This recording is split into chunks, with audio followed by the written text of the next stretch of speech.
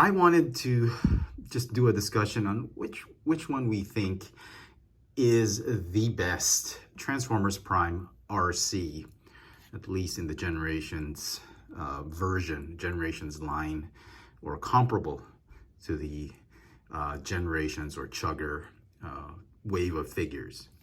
Now, obviously, all of these figures have positives and obviously, these figures have positives and negatives. I'm kidding.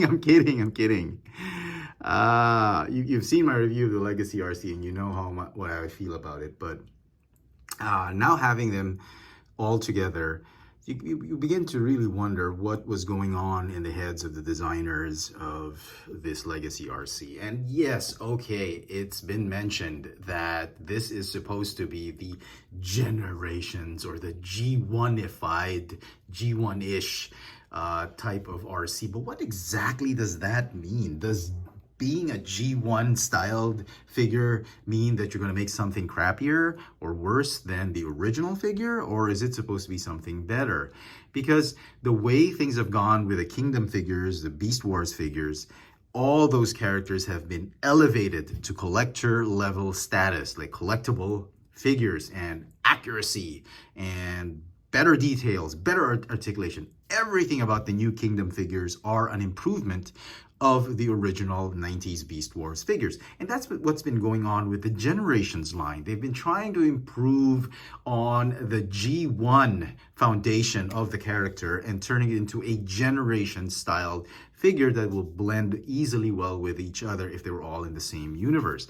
Now, having this figure vis-a-vis these two other figures, I'm trying to question the motives behind the design of this figure. Now, given the fact that maybe they have limited budget, or maybe they had some constraints, or maybe they really wanted to release this figure as a different character, but they wanted to pre-paint it, much like what they did with the Astro Train mold.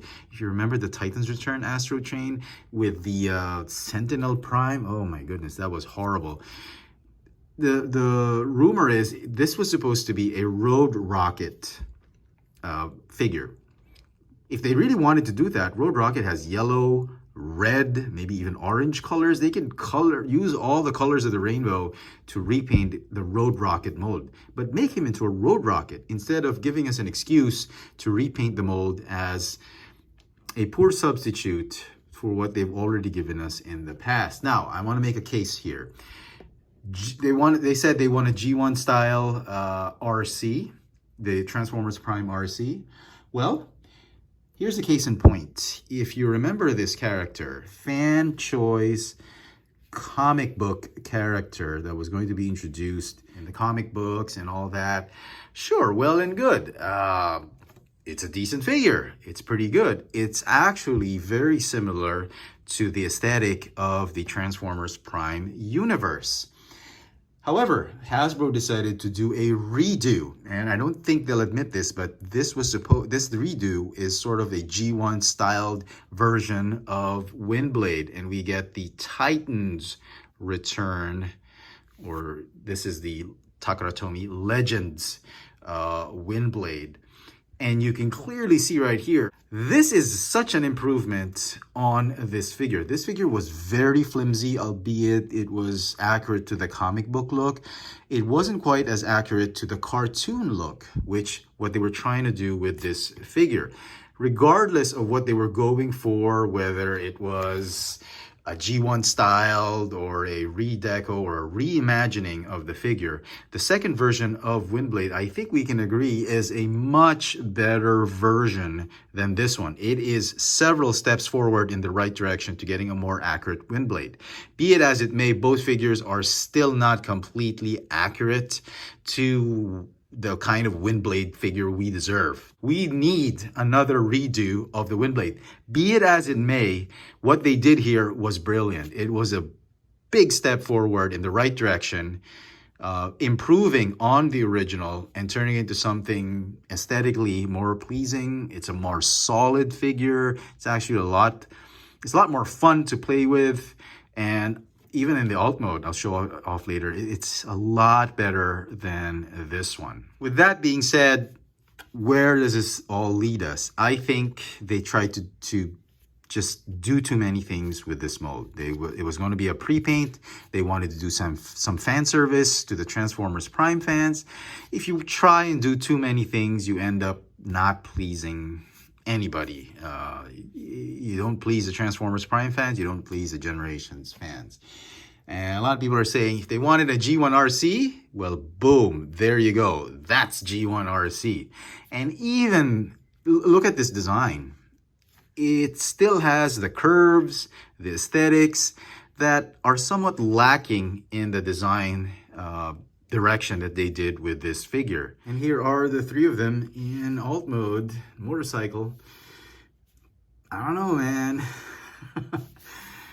Tell me in what universe this bike is superior to these two other bikes. And again, case in point, look at these two wind blades. Big improvement with the Titan's Return version over this one. This one was just a big hot mess in alt mode. And look at this one, a lot more solid looking, better looking jet. This was the direction I was hoping the Legacy Arcee would have gone with. So let me know what you guys think. Which one's the best Transformers Prime Arcee we've gotten from Hasbro and Takara Tomy? I do love the engineering and style of the first edition because it doesn't use a fake chest or a fake torso. But the RID version just has better aesthetic and a lot more accurate look and feel to it. This figure, the Legacy figure, definitely has better, more impressive. You know what? I'm gonna leave it to you guys. Which one you think is the best Transformers Prime Arcee we've had through the years? Let me know in the comment section what you think, and hit that notification bell so you never miss out on any of my latest video reviews. And if it's your first time here, please subscribe. Thanks for watching.